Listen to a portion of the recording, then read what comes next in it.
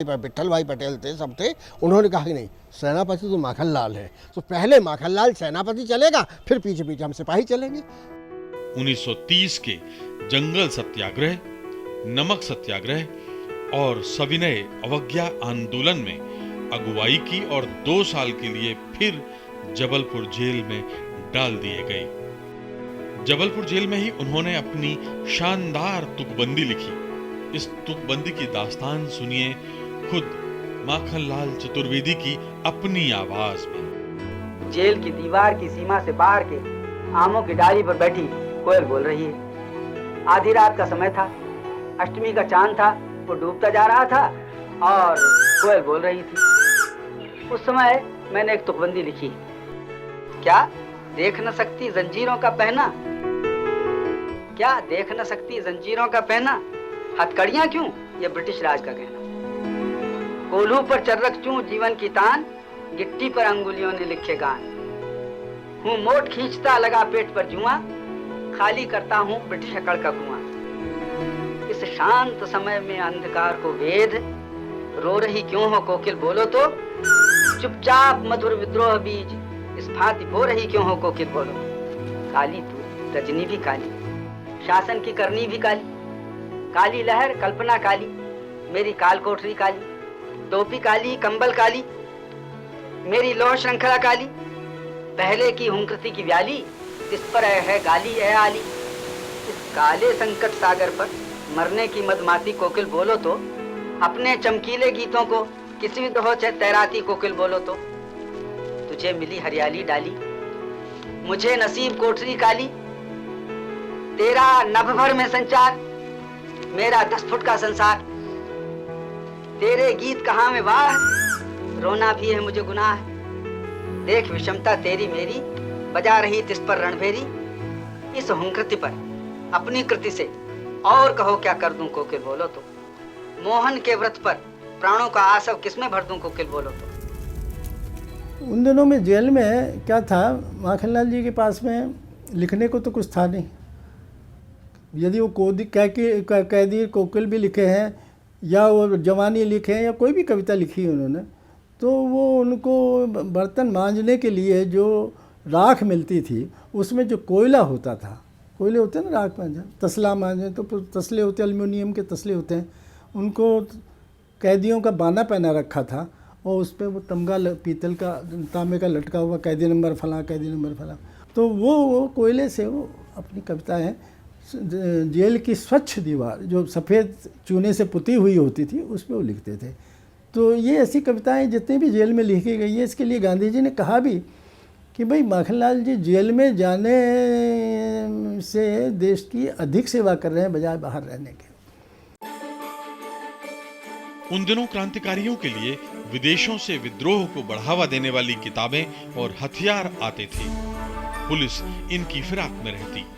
जैसे ही खबर मिलती वो जा धमकती और हथियार या साहित्य जब्त कर क्रांतिकारी को जेल में डाल देती।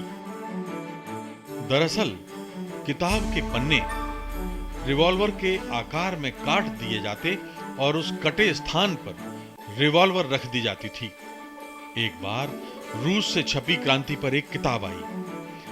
कहने को किताब समीक्षा के लिए कर्मवीर में आई थी, लेकिन उसमें एक रिवॉल्वर भी था। माखनलाल जी को पुलिस की हरकत की भनक लग गई। उन्होंने किताबों के बीच उसे रखा और कर्मवीर प्रेस में भेज दिया। पुलिस आई तो माखनलाल जी ने प्रेस के मैनेजर को बुलाया। बोले, पुलिस को प्रेस में आई किताबों की तलाशी लेनी है, इनको तलाशी लेने दो और तुम वहीं कोई किताब बैठकर पढ़ो। मैनेजर इशारा समझ गया, पुलिस को लेकर गया। किताबों के ढेर से एक्टिंग करते हुए वही किताब निकालकर पढ़ने बैठ गया। पुलिस ढूंढती रही और खाली हाथ लौट गई। इस तरह के ढेरों उदाहरण हैं। माखनलाल चतुर्वेदी जितने बड़े स्वतंत्रता सेनानी थे, उतने ही बड़े कवि और साहित्यकार, और पत्रकारिता में तो उनका योगदान ये देश कभी नहीं भूल सकता। चाह नहीं मैं सुरबाला के गहनों में गूथा जाऊं, उनकी कालजयी रचना है। एक नजर उनके काव्यलोक पर।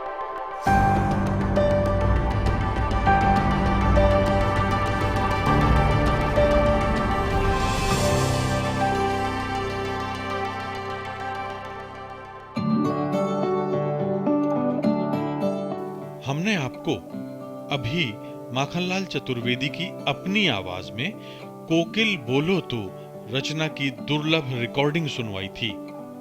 अब आगे बढ़ते हैं उनके कविता संसार में। वैसे तो आजादी के अनेक साल पहले उन्होंने अपनी क्रांतिकारी कविताओं से लोगों का दिल जीत लिया था, लेकिन उनके कविता संग्रहों के प्रकाशन का सिलसिला शुरू हुआ 1943 में। पहला संग्रह हिम किरीटनी लोगों के सामने आया। इस संग्रह ने धूम मचा दी, हर जबान पर इसकी कविताएं थीं।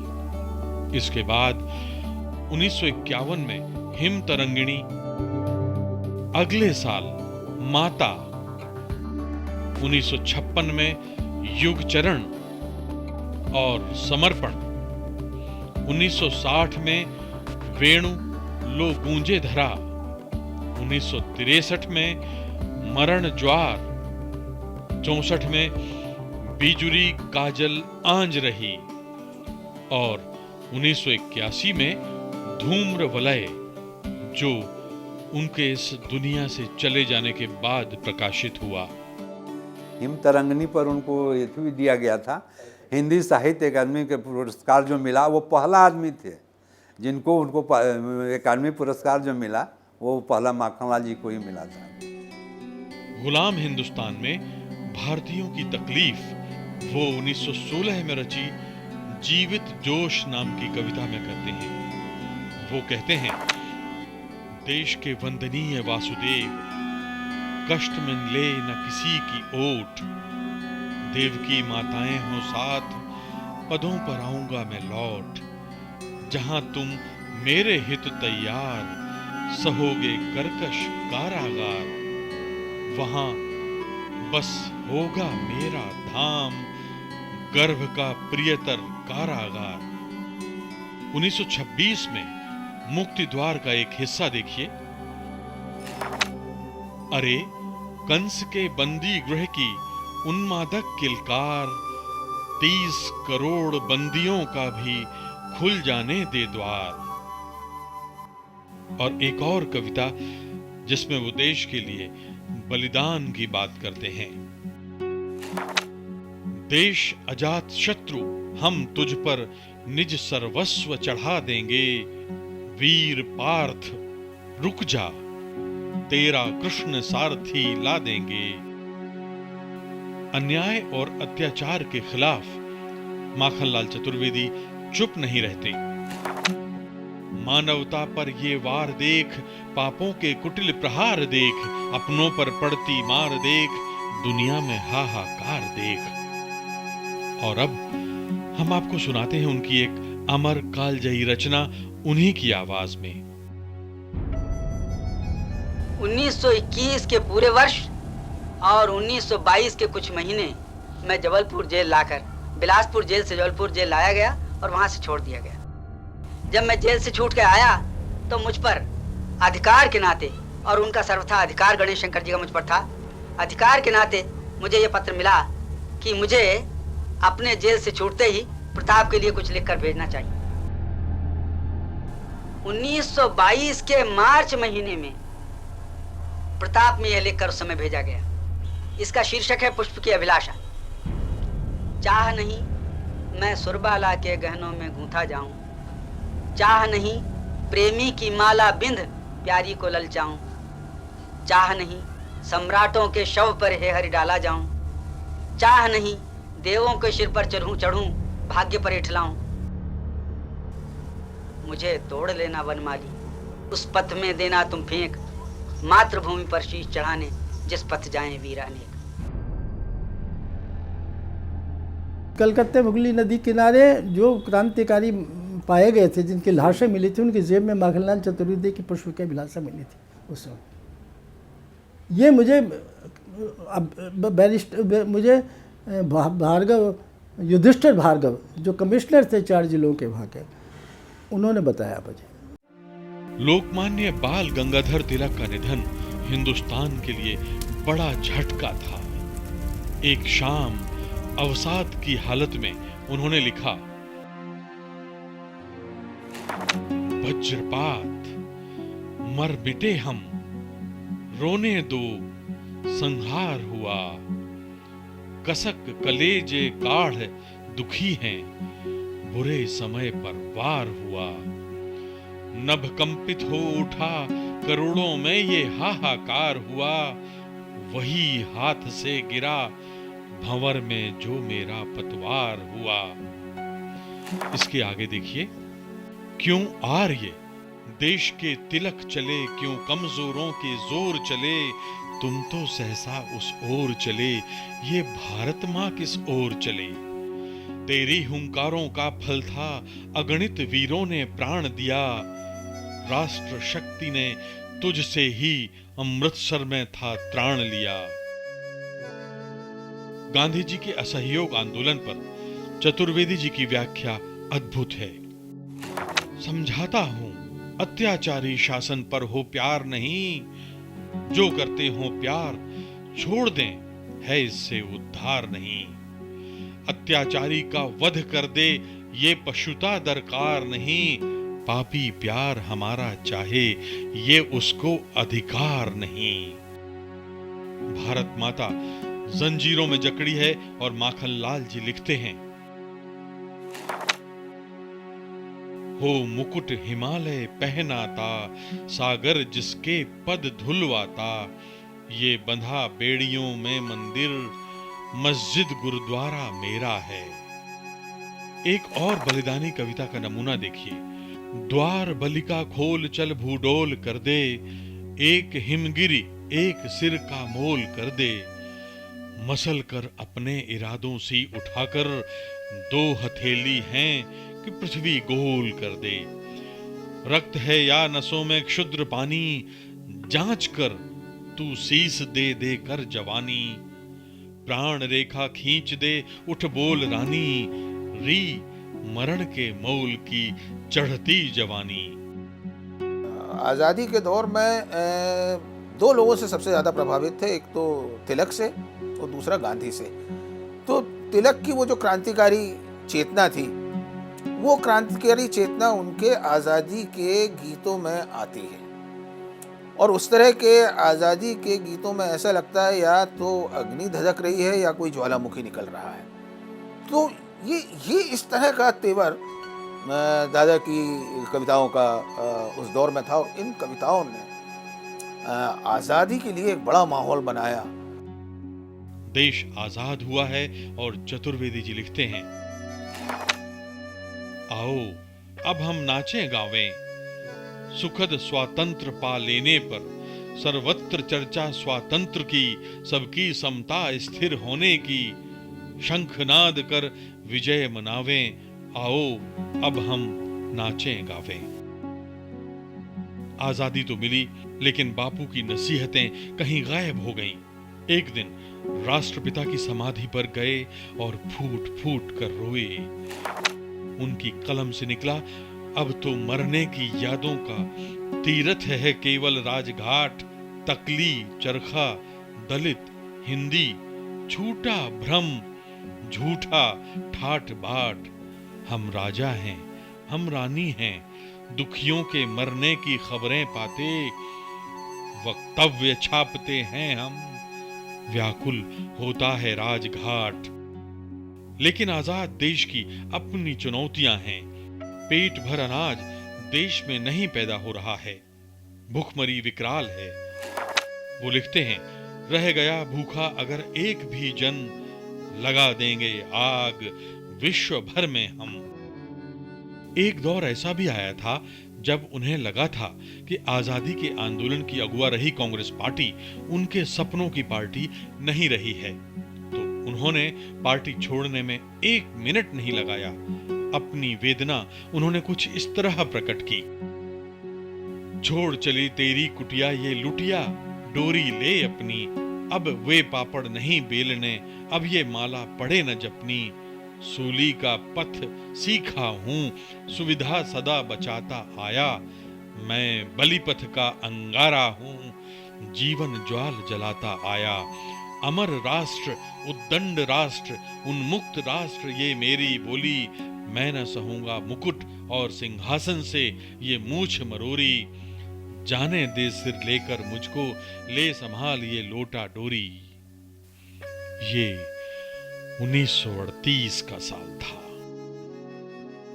माखनलाल जी ही एक आदमी थे जिन्होंने कभी भी सत्ता से ये नहीं किया और बिल्कुल अपने रौब में रमे रहे। उनको कोई मैंने ये नहीं कर सका, सत्ता का किसी लोभ से, लालच से वो बिल्कुल वंचित रहे।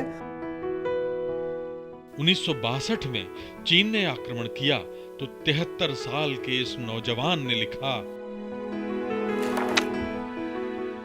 गंगा मांग रही है मस्तक, जमुना मांग रही है सपने, आज जवानी स्वयं टटोले, सिर हथेलियां अपने अपने। सभी धर्मों के प्रति उनकी आस्था गजब की थी।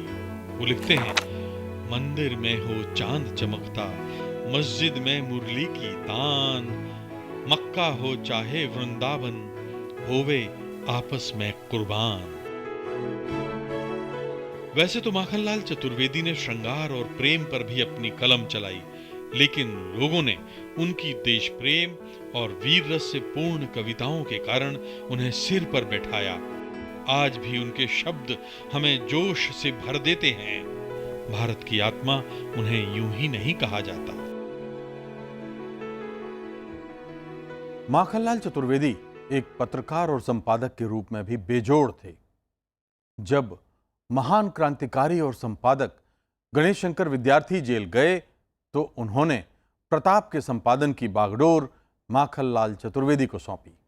कम लोग ही ये जानते हैं कि इन्हीं दिनों सरदार भगत सिंह भी प्रताप के पत्रकार थे और कानपुर में ही रहते थे।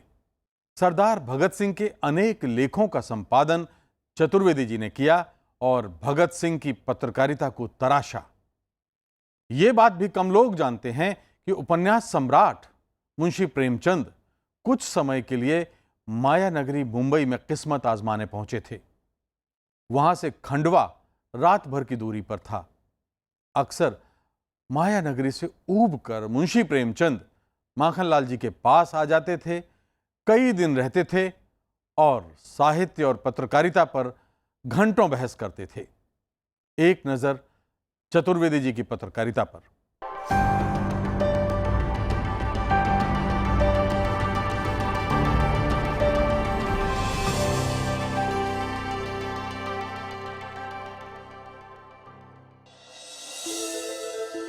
अब तक आप जान चुके हैं कि माखनलाल चतुर्वेदी के पत्रकारिता वाले जीवन में 3 पत्रों का बड़ा योगदान था।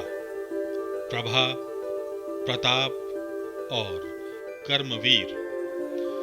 तीनों ही अपने जमाने के बड़े चमकदार रिसाले थे। शुरुआत करते हैं प्रभा से। पहले प्रभा का प्रकाशन खंडवा से हुआ और 2 साल बाद जब उसे बंद करना पड़ा तो कानपुर में गणेश शंकर विद्यार्थी जी की मदद से फिर निकाला। प्रभा में कमोवेश हर विषय पर लेख छपते थे। इस पत्रिका की तुलना अपने जमाने की मशहूर पत्रिका सरस्वती से की जाने लगी थी। माखनलाल जी की प्रतिभा का जो प्रस्फुटन है या माखनलाल जी की प्रतिभा से लोगों के प्रभावित होने का जो सिलसिला है वो प्रभा के संपादक के रूप में ही शुरू हो जाता है। ये बहुत अच्छी पत्रिका थी। 1916 तक यहाँ से निकलती रही खंडवा से। उसके बाद ये कुछ दिन बंद रही। बाद में ये प्रताप प्रेस कानपुर से निकली थी, जिसका संपादन गणेश शंकर विद्यार्थी और भारतीय संपादक नवीन ने किया। एक नजर प्रभा में छपे संपादकीय लेखों और चतुर्वेदी जी की टिप्पणियों पर। 7 मई 1913 को उन्होंने संपादक की